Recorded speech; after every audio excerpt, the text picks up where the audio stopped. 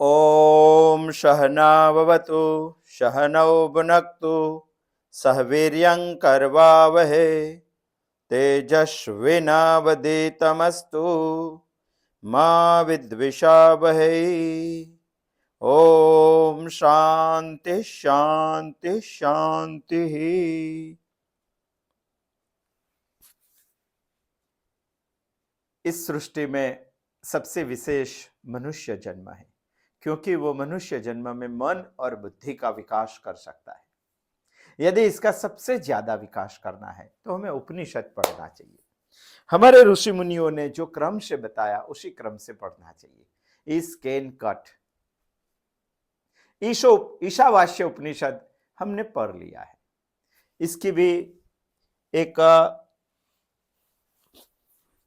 Book बनाने का हम प्रयत्न कर रहे हैं। बाद में कठो उपनिषद हम अब बाद में कैनो उपनिषद अब हम पढ़ रहे हैं। कैनो उपनिषद का पहला खंड हमने देखा, दूसरा खंड हमने देखा। कैन से प्रश्न की शुरुआत होती है, ओम कैनेशितम पतति प्रेषितम मनः, इसीलिए इनका नाम कैनो उपनिषद है, वो भी हमने देखा। दो खंड में कैनो उपनिषद का प्रमुख विषय था ब्रह्म ज्ञान, ब्रह्म।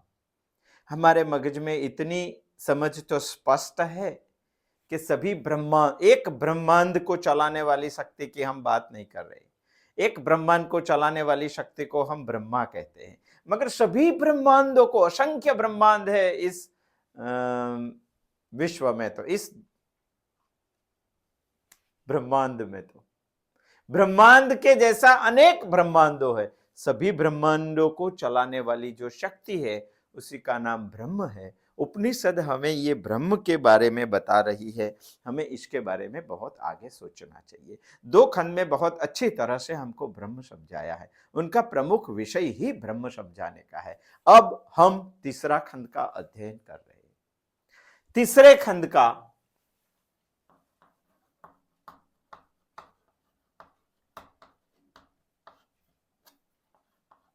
तीसरे खंड फिलोसॉफी नहीं है, मगर तत्वज्ञान से भरा हुआ एक आख्यायिका है, एक कथानक है। कथानक का नाम है, वो हम देखने की अभी शुरुआत कर रहे। गत बुधवार को थोड़ा देखा था, अभी उसको आगे चलते हैं। तत्वज्ञान को आख्यायिका द्वारा बताने का प्रयत्न, ब्रह्म का ज्ञान, ब्रह्म कैसा है वो बताने का प्रयत्न कैनो उपनिषद ने तीसरे खंड में किया है, आख्यायिका के रूप में। आख्यायिका का नाम है देवासुर संग्राम।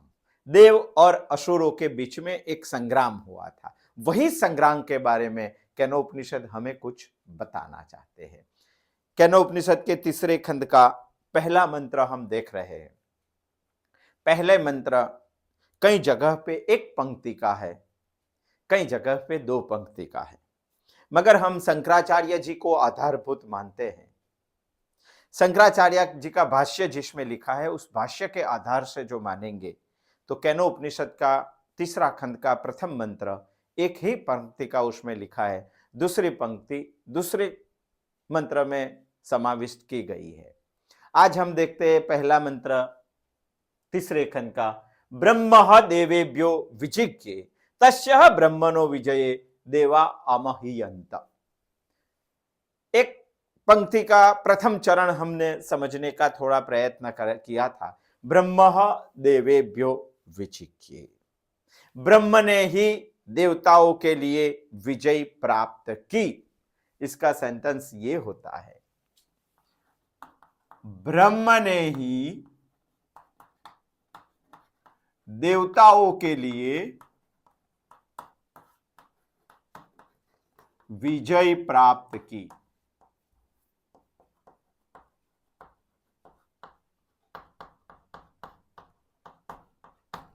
ब्रह्म देवेभ्यो विजिज्ञे, ये बात हमने गत बुधवार को भी समझने का प्रयत्न किया था, मगर सामान्यतः हम जैसे भाषा का व्यवहार करते हैं उसी भाषा के व्यवहार से कैनो उपनिषद ने कुछ अजीब बात बताई। ऐसा क्यों बताया, ऐसा हमें प्रश्न रहता है। वास्तव में सामान्यतः हम कैसा बोलते हैं, हम बोलते हैं देवों ने विजय प्राप्त की। कैनो उपनिषद ने क्या बताया? कैनो उपनिषद ने बताया ब्रह्म ने ही देवों के लिए विजय प्राप्त की। ब्रह्म देवेभ्यो विजिज्ञे। हो गई घटनाओं के बारे में केनो उपनिषद हमें बात कर रहा है, इसीलिए ह शब्द, ह इतिहास का द्योतक है, इसीलिए ह शब्द यहां आया है। मगर हम हमारी बुद्धि से सोचेंगे तो इतनी बात तय होती है कि कहीं भी युद्ध होता है, कहीं भी संग्राम होता है, वही संग्राम में दो बातों का नतीजा आता ही है, एक हार और एक जीत। तो सोचो केनो उपनिषद हमें बता रही है कि देव और असुरों का संग्राम हुआ है, वो संग्राम में देवों को जीत मिली है, असुरों को हार मिली है, वो बात निश्चित है। यदि ये बात निश्चित है तो हमें बताना है तो हम ऐसा बता देते हैं कि यहां देवो जीत गए, दानव हार गए। ये बात हमें तो सत्य ही लगती है, मगर उपनिषद ने ऐसा नहीं बताया। उपनिषद क्या बता रही है? उपनिषद बता रही ब्रह्म देवेभ्यो विजिज्ञे, ब्रह्म ने ही देवों को विजय, ब्रह्म ने ही देवताओं के लिए विजय प्राप्त की। यहां देवताओं ने विजय प्राप्त की ये बात नहीं है, यहां तो ब्रह्म ने विजय प्राप्त की। किसके लिए? देवताओं के लिए, और पराजय असुरों के लिए, दानवों के लिए। यह वाक्य बहुत गुदार्थ है। यदि ये नहीं समझेंगे तो हम पूरा उपनिषद समझा हुआ न समझा हुआ मान लेंगे। यदि ये नहीं समझेंगे तो आने वाला कथानक भी हमें समझ में नहीं आएगा। हमने कथानक की शुरुआत कर दी है, देव असुर संग्राम। देव असुर संग्राम में देवों का विजय हुआ, असुरों का पराजय हुआ। मगर इसके बारे में उपनिषद ये बता रही है ब्रह्म देवेभ्यो विजिज्ञे, ब्रह्म ने ही देवताओं के लिए विजय प्राप्त की। ये बात सोचने जैसी है। ये सेंटेंस में बहुत गुदार्थ है, रहस्यमय बात केनो उपनिषद ने हमें बताई है, सामान्य बुद्धि से समझ में नहीं आएगी। इसीलिए हमें ये बात समझने का प्रयत्न करते हैं। इसमें पहला शब्द समझते हैं ब्रह्म। गत बुधवार को भी देखा था, मगर ये बात ऐसी है, थोड़ा पुनरावर्तन करके हमें देख लेना चाहिए। सभी ब्रह्मांडों को चलाने वाली शक्ति,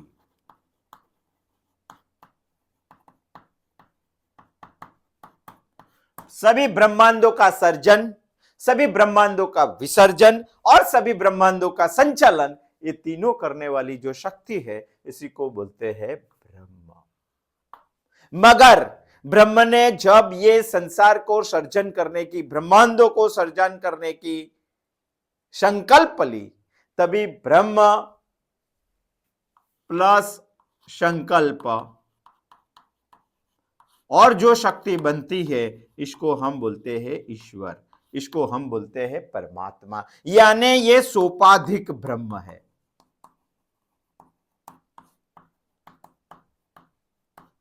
हमें तत्वज्ञान की भाषा में ब्रह्म को समझना है। यहां तो वो ब्रह्म ही है, मगर न एको हम बहुश्यात, ऐसा जब उन्होंने संकल्प किया तो वो संकल्प उस प्लस हुआ, तभी बना ईश्वर, सोपाधिक ब्रह्म।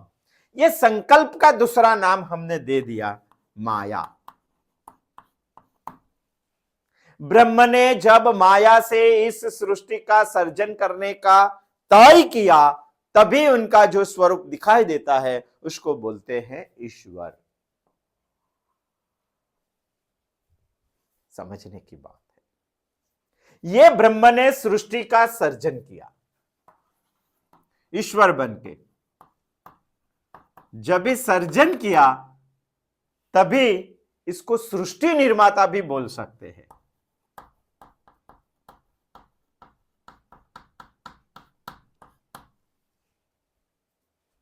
सृष्टि निर्माता भी।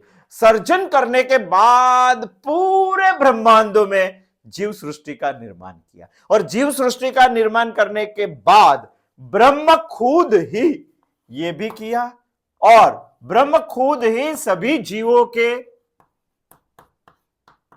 अंदर आकर बस गए, तभी इसको बोलते हैं अंतर्यामी। हम कई बार इसको अंतर्यामी भी बोलते हैं, यही ब्रह्म को कई बार सृष्टि के निर्माता भी बोलते हैं। क्यों बोलते हैं? क्योंकि यही ब्रह्म ने ये रूप लेके सर्जन किया, तो सृष्टि निर्माता बोलते हैं। सभी जीवों में अंदर आके बैठ गया, तभी इसको हम अंतर्यामी भी बोलते हैं। बैठ गया इतना नहीं, सभी को उन्होंने सत्ता और शक्ति दी है। जब सभी को उन्होंने सत्ता और शक्ति दे दी तभी उसको सर्वशक्तिमान बोलते हैं।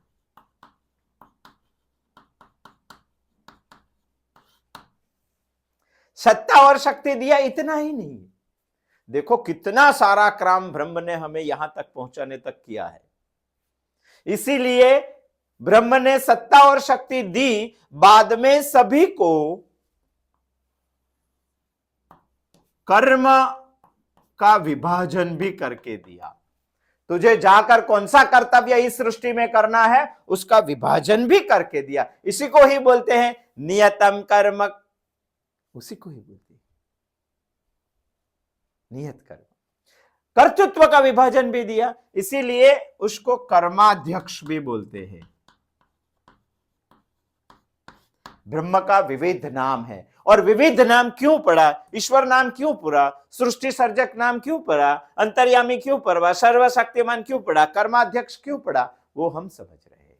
ऐसा नहीं है, जितने भी आप कर्म करेंगे उसका फल देने का काम भी उन्होंने सर पे लिया है, इसीलिए उसको कर्म फल दाता भी बोलते हैं।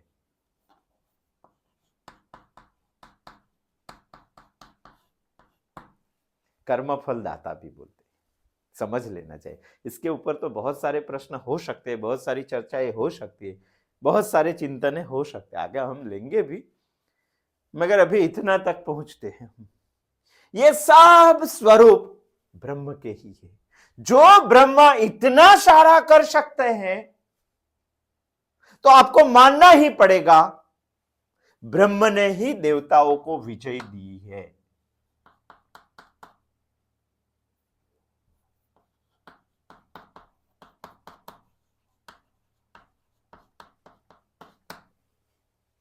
तो उपनिषद हमें बता रही है ब्रह्म देवेभ्यो विजिज्ञे, ब्रह्म ने ही देवताओं के लिए विजय प्राप्त की।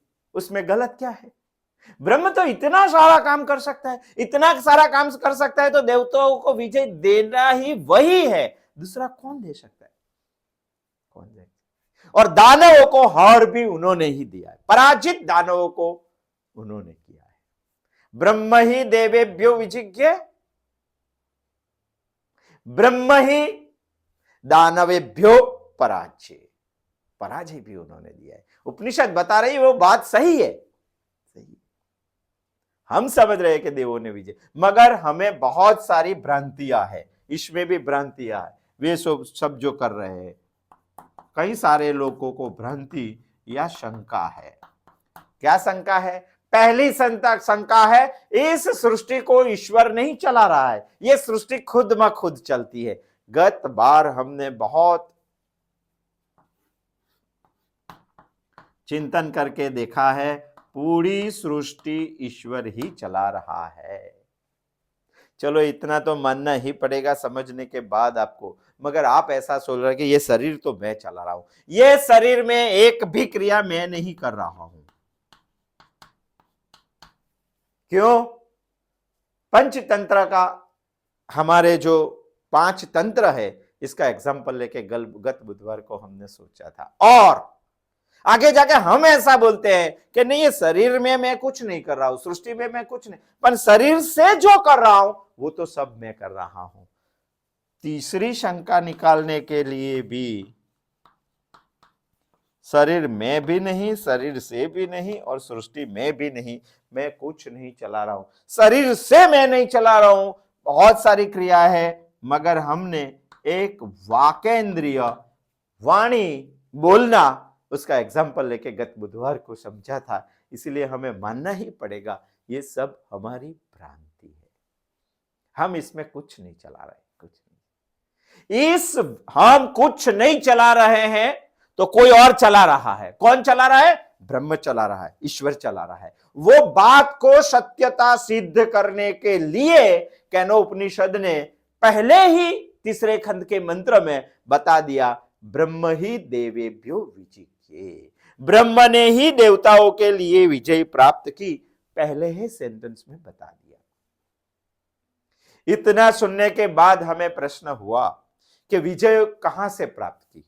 तो बता सकते हैं हम इस कथानक के आधार पर दैवासुर संग्राम में देव और असुरों का युद्ध हुआ था, उसमें ब्रह्म ने देवताओं को विजय दिलवाई, ब्रह्म ने विजय प्राप्त की। मगर दूसरा प्रश्न होता है किसके सामने युद्ध हुआ? तो असुरों के सामने युद्ध हुआ।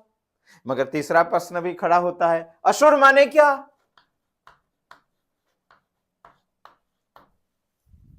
हम पहले ही दफा जब उनकी व्याख्या करते हैं तो हमारे मगज में इतना आता है कि असुर माने जिसके बड़े बड़े नाखून हो, जिसकी बड़ी बड़ी आंखें हो, जिसके सर पे 2 सींग हो, इसी को असुर नहीं बोलते। असुर हम में भी हो सकता है, हमें समझ में नहीं आता है। मगर जब असुर कौन है, हमसे भिन्न तो नहीं है, हमारे जैसा भी हो सकता है, मगर वो दिखता नहीं।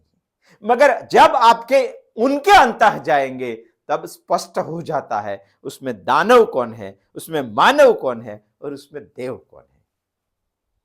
क्योंकि वो सब गड़बड़ी अंदर है, दिखती नहीं है। हमारे जैसा ही वो तो दिखता है, उसके अंदर जाना पड़ेगा, तभी दिखाई देता है कि असुर कौन है। मगर हमारे शास्त्रों ने एक व्याख्या की है असुर के बारे में, अशुषु रमन्ते इति असुराहा। यहां अशु माने प्राण, जो प्राणों में ही रममाण रहते हैं इसी को असुर बोलते हैं। यानी यहां ही उसका पूरा कर्तृत्व खर्च कर देता है इस दुनिया में भौतिक सुखों के लिए, इसी को असुर बोलते हैं। इसके बारे में बहुत सोचना चाहिए, मगर हमें विषय में आगे भी जाना है। जो जिसके जीवन का ध्येय इस दुनिया में खाना पीना और मजा करना, ईट ड्रिंक्स कैन बी मैरी, वही जिनके जीवन का उद्देश्य है, वो सभी असुर है। आप असुर है मैं ऐसा नहीं बोलता हूं, मैं तो इसका विवेचन करता हूं, मैं भी हो सकता हूं। खाना पीना और मजा करना वही जीवन का उद्देश्य है, उसी सब को असुर बोलते हैं। भौतिकता से ही सुख मिलता है, वही सुख मेरे जीवन का सर्वस्व है, और आयु भर जन्म से मृत्यु तक भौतिकता के सुख प्राप्त करने के लिए ही प्रयत्नशील रहता है, उसी को असुर बोलता है। वो मानता ही है कि भौतिकता से ही सुख मिलेगा, वही सुख मेरे लिए सर्वस्व है, और वही सुख के लिए वो प्रयत्न करता है, वो असुर है। मैं तो बहुत शॉर्ट में बोल देता हूं, उसके ऊपर तो आपको बहुत थिंकिंग करना पड़ता है। પીબતા ખાદતા ખાદતા મોદતા, પીવાનું ખાવાનું ખાવાનું લાડવા, पीबता खादता खादता मोदता, वो जिसके जीवन का उद्देश्य है वही भी असुर है। यावत जीवेत सुखम जीवेत, जब तक जीना है तब तक सुख से जिएंगे। यावत जीवेत सुखम जीवेत, ऋणम कृत्वा धृतम पिबेत। अभी आपको कर्ज लेना है तो ले लो, मगर घी तो जीवन में पीना है, तभी लिखा इसीलिए। अभी आज लिखना है तो ऐसा लिख सकते थे, ऋणम कृत्वा मदिरा पीबेत। आपको जितना भी कर्ज लेना है उतना ले लो, ऋण लेना है उतना ले लो, मगर मदिरा पी लो और मजा करो, आनंद करो। यावत जीवेत सुखम जीवेत ऋणम कृत्वा धृतम पिबेत। मगर ऐसा क्यों? क्योंकि उसके नींव में ही ऐसी सूच है, भस्मीभूतस्य देहस्य पुनरागमनम कुतः। ये देह जब चला जाएगा इसमें से प्राण, तो वो तो भस्मीभूत हो जाएगा। कहां है फिर से आने का? कहां लिखा है? कौन बताएगा फिर से आने का? और आया हुआ कोई बताता है हमें कि मैं फिर से आया हूं? कोई गारंटी है कि मैं यहां से जाऊंगा तो फिर से आऊंगा? पुनरागमनम कुतः भस्मीभूतस्य देहस्य। ऐसी जिनकी मान्यता है वो भी असुर है। अभी हमें सोचना चाहिए, देव कौन है, मानव कौन है और दानव कौन है। वो ताप भी करता है। हम ऐसा नहीं बोल सकते कि यज्ञ करने वाला कभी असुर नहीं हो सकता है। भगवान ने तो बताया यज्ञ करने वाला भी बहुत बड़ा असुर हो सकता है।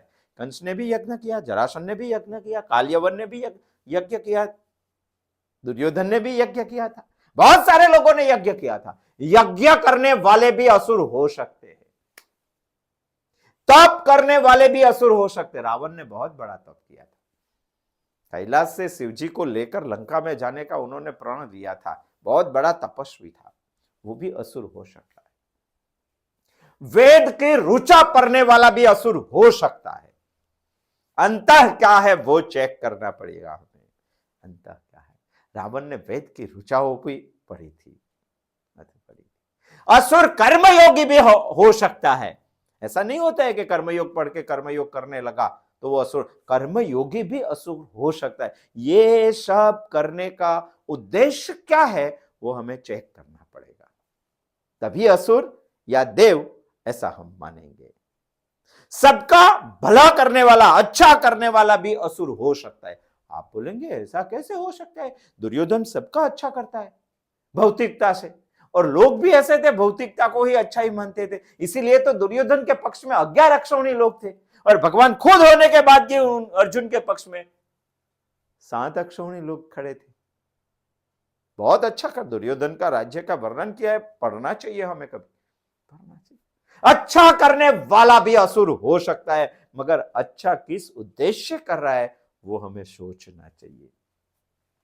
असुर की बहुत सारी व्याख्याएं, इस जगत के शत्रु है, जो इस जगत के शत्रु है वो सभी शत्रु असुर हो सकते हैं। क्यों? भगवान ने ये सारी सृष्टि सारे जीवों को कल्याण करने के लिए दी है।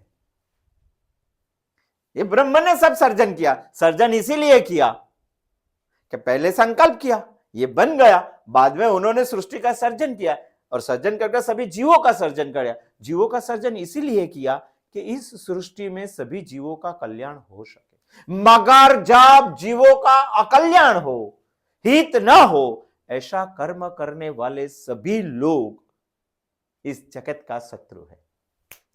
कल्याण में अंतराय रूप आने वाले सभी लोग इस जगत का शत्रु है, सभी।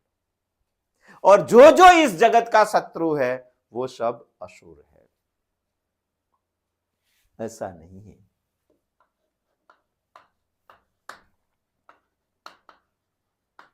ईश्वर की मर्यादाओं का उल्लंघन करने वाले सब असुर हैं। इस जगत में ईश्वर की अस्तित्व को भी नहीं मानने वाले लोग हैं, वो असुर है। ईश्वर ने कई सारी मर्यादाएं बनाई है, वो मर्यादाएं क्रॉस करने वाले लोग भी असुर है। ईश्वर ने कई सारी पोतानी सत्ता, खुद की सत्ता प्रस्थापित की है, वो सत्ता को नहीं मानने वाले लोग वो भी असुर है। एक एग्जाम्पल से समझाता हूं आपको। एक पिता था, सारे दिन सर्विस पे जाता था, शाम को 5-6 बजे घर पे आता था। उसका एक छोटा सा लड़का था, 8 साल का। उसको टीवी देखने का, मोबाइल खेलने का और शॉप से लाकर बहुत बड़े फास्ट फूड खाने का शौक था।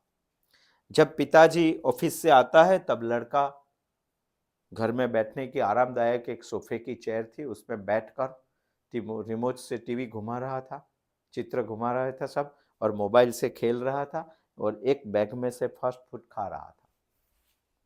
जब पिताजी दरवाजे पे आए तो उन्होंने अनदेखा कर दिया। टीवी में, मोबाइल में, खाने में उसका मन लगा रहा था। ऐसा तो नहीं, पांव नीचे रखने की जगह पांव सोफे के बेड पे चेयर पे रखकर बैठा था। पिताजी उसकी जो बॉर्डर थी क्रॉस करके घर में आ गए पहले रूम में, फिर भी उन्होंने पिता को अनदेखा किया। पिताजी घर में गए, शर्ट निकाला, थैला रखा और उसके सामने आके बैठे। दूसरी कोई चेयर बैठने की थी नहीं, तभी उन्होंने अनदेखा किया। वो टीवी में ही मशगूल था, वो मोबाइल में ही मशगूल था, वो खाने में ही मशगूल था। तब पिताजी समझ गए दूसरी कोई चेयर नहीं थी, तो नीचे भूमि पर परत पर बैठ गए पिताजी। आप क्या बोलेंगे दोनों के बारे में? आप क्या बोलेंगे? आपको मानना ही पड़ेगा कि लड़का बहुत अभिनयी है। उन्होंने पिताजी आए हैं, उसका अस्तित्व को ध्यान ही नहीं दिया। ऐसा नहीं, ध्यान देकर उसको चेयर से खड़ा हो जाना चाहिए, उसके लिए पैसा कमाने गए हुए पिताजी जब थक के आते हैं तो उसकी थकावट दूर करने के लिए चेयर पर उनको बैठाना चाहिए। उन्होंने अभिनय किया। ऐसा नहीं, पिता जब आता है तभी उसको घर में से पानी लाकर पिता को देना चाहिए, वो भी नहीं किया, अभिनय किया। ऐसा नहीं, जब पिताजी थके हुए आते हैं तो उसको बोलना चाहिए पानी देकर के, पिताजी आपके पांव दबा दूं क्या? ये कुछ नहीं किया, अनदेखी कर दिया। पिताजी आए नहीं आए उसके ध्यान में कुछ है ही नहीं। वो लड़का सबसे बड़ा अभिनयी है। अभिनयी माने इस घर की सत्ता में पिता का अस्तित्व वो मानता ही नहीं है। इस घर का लीडर पिता है वो मानता भी नहीं है। पिता को मान देता नहीं है। पिता ने मर्यादाओं से सम्मान देता नहीं, मर्यादाओं का उल्लंघन करे, वो लड़का अभिनयी। इस जगत भी हमारे सबका घर है।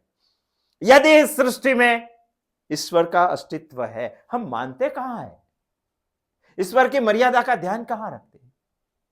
ईश्वर का सम्मान करने के लिए उसको पानी कहां देते? उसका पांव कभी कहां दबाते? ये नहीं करने वाले सब अभिनयी है। और जो अभिनयी है इसीलिए ही वो असुर है।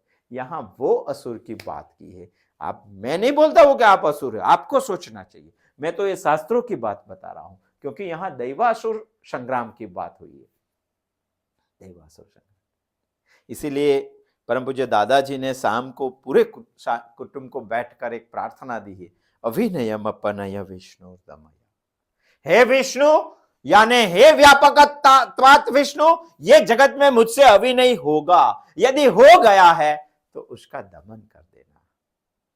बहुत अच्छी वो प्रार्थना है, कभी सोचेंगे हम इसके बारे में भी। अभिनयम अपनय विष्णु दमय। यदि वो ईश्वर के अस्तित्व को तो पड़कारता ही है, मगर वो मानता क्या है?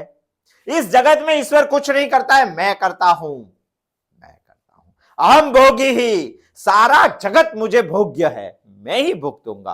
अहम भोगी ही सिद्धो हम, मैं ही सिद्ध हूं। अहम बलवान मैं ही बलवान हूं। अहम सुखी ही, मैं ही सुखी हूं। वो सब अभिनय है, इसके बारे में सोचना चाहिए। यदि आपने नहीं सोचा तो ये कैटेगरी में आप आते हैं। चलो, दूसरी बात, ये मंत्र क्या बोलता है? आज हम ये मंत्र को पूर्ण करेंगे। आने वाले बुधवार को हम दूसरा मंत्र लेंगे। टाइम कितना हुआ है वो मालूम नहीं है मुझे। दूसरी बात बता रही है, तस्यः ब्रह्मणो विजये देवा अमह्यन्तः। तस्य ही ब्रह्मणो विजये, जो ब्रह्म ने विजय प्राप्त की है वो विजय देवों को फल के स्वरूप में दे दी। किसने? ब्रह्म ने। किसको? देवों को। ये बता रहा है।